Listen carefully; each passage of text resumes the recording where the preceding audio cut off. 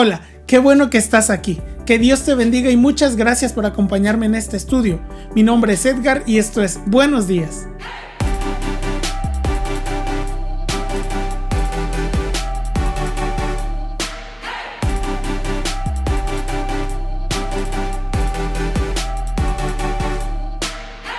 Muy a menudo pareciera que el agradar a otros es algo muy importante en nuestros días, en esta sociedad que moldea cada vez más lo que debemos hacer o cómo debemos ser o incluso lo que pensamos. De manera que pensar diferente, hacer las cosas diferente o hablar diferente es algo malo o en el mejor de los casos es algo raro.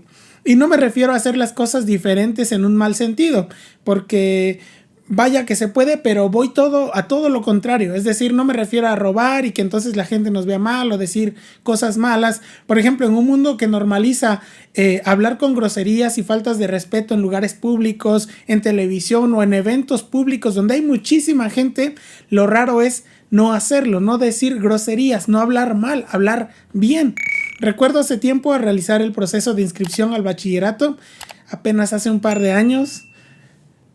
Poquito. Mis padres tuvieron que salir de viaje y me acompañó una señora amiga de mi mamá porque ellos no podían asistir y tenía que ir un adulto conmigo, un tutor, alguien que firmara ahí de que verdaderamente yo fui a inscribirme, ¿no? Que se hiciera responsable, aunque ella no iba a ir realmente, pero bueno, iba a nombre de mis papás. Yo tenía aproximadamente 15 años. Bueno, ya con esto me quemé, ¿no? Y estábamos formados esperando nuestro turno porque obviamente pues iban muchos otros a inscribirse.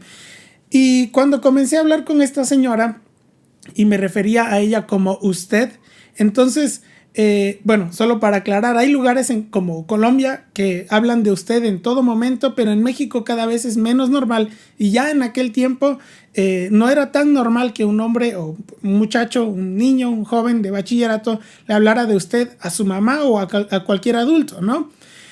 Y fue por eso que al hablar con esta señora, pues yo le preguntaba, oiga, ¿ya trae usted tal papel o cual o tal cosa? Porque al final el que se iba a inscribir era yo, ella solamente nos estaba ayudando, pero yo tenía que serme responsable de todos los papeles y todas las cosas y ella meramente iba como trámite.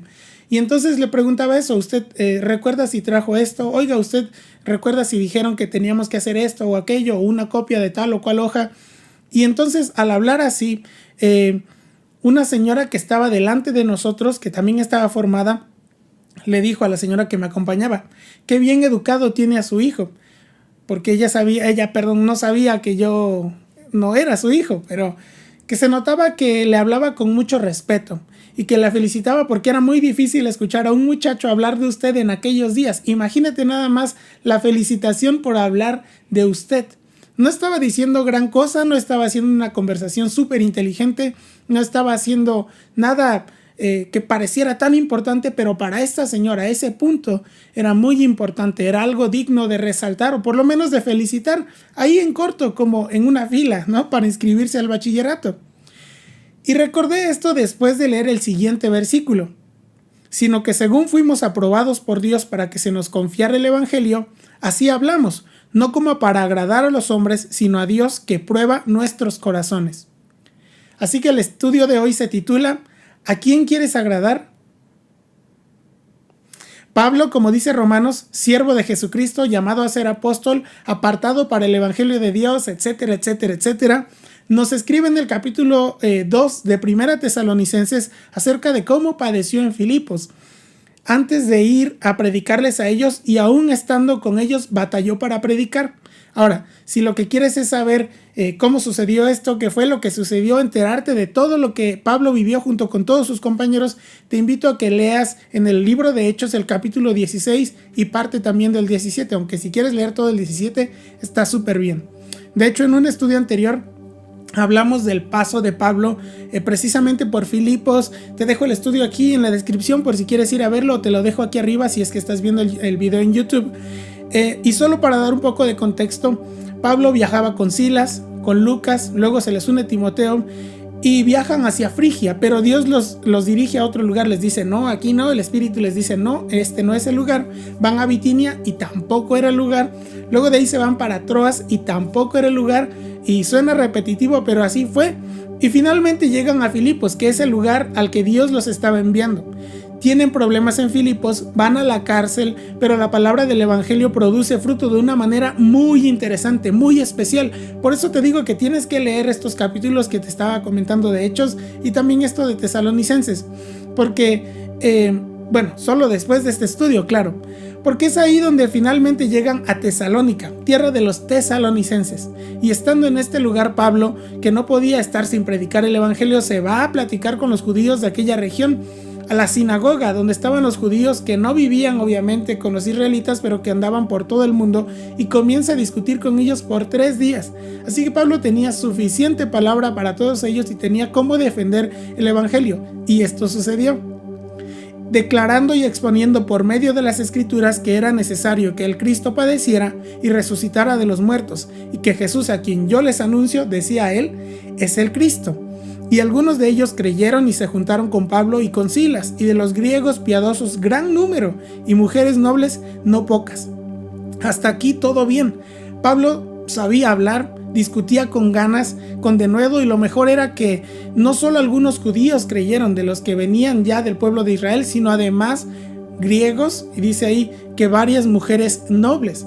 Y justo cuando todo parecía ir mejorando, cuando las cosas van bien, digámoslo así, después de lo de Filipos sucede esto.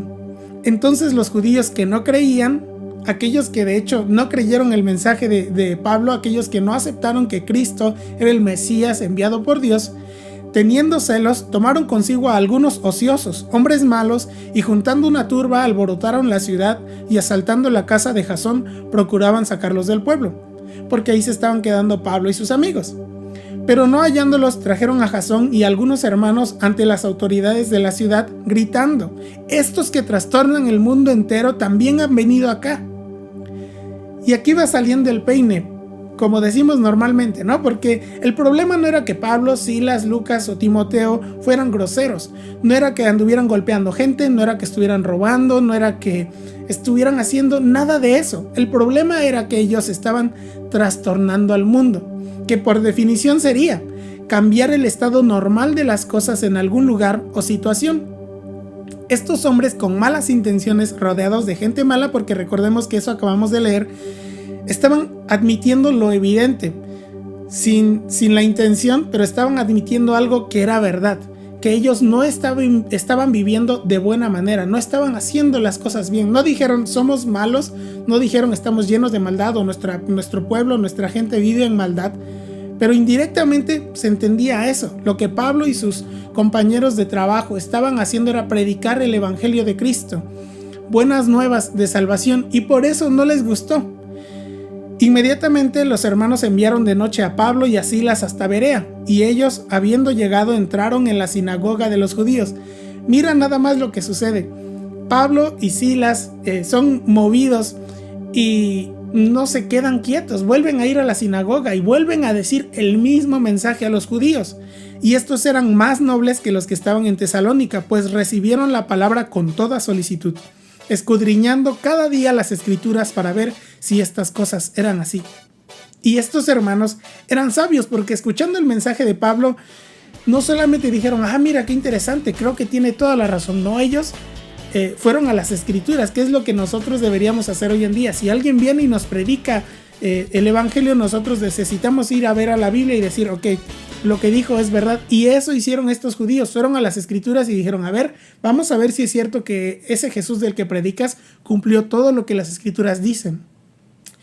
Y nuevamente el evangelio rendía frutos cuando sucede esto. Cuando los judíos de Tesalónica supieron que también en Berea era anunciada la palabra de Dios por Pablo, fueron allá y también alborotaron a las multitudes. Y este es el punto al que quería llegar, porque habiendo padecido tanto en Filipos, al grado de llegar a la cárcel y ser azotados y maltratados, Pablo podría haber pensado que no estaba haciendo bien las cosas, pero no se fijó en eso. Tampoco pensó, creo que la gente que quiero alcanzar no valora lo que estoy haciendo, porque ese no era su punto. Él no estaba haciendo las cosas para la gente.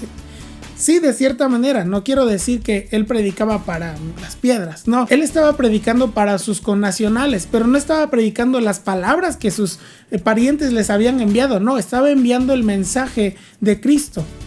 Y nosotros podríamos preguntarnos hoy lo mismo, ¿para quién predico? para quién hago lo que hago, y no necesariamente en la iglesia, porque pues lo podemos entrar ahí, pero no necesariamente ahí en casa. ¿A quién oras? ¿A quién le pides? ¿Para qué estudias la Biblia? ¿Por qué amas a tu esposa? ¿Por qué amas a tus hijos?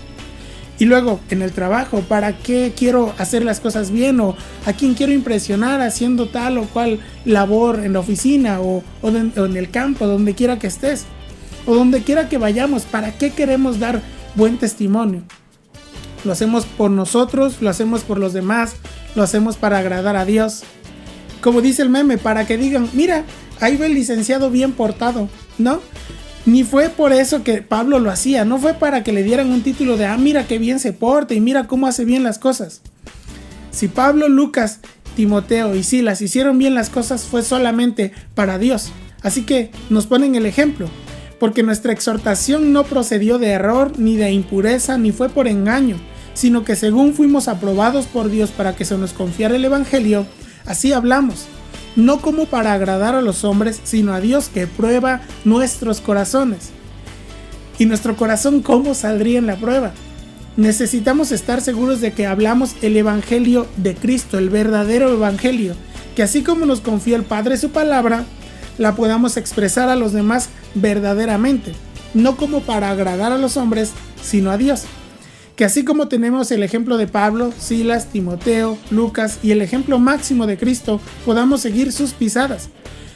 Lo normal entonces es hacer un alboroto y querer quedar bien con todo el mundo, con los reyes en aquel tiempo, con los gobernantes ahora.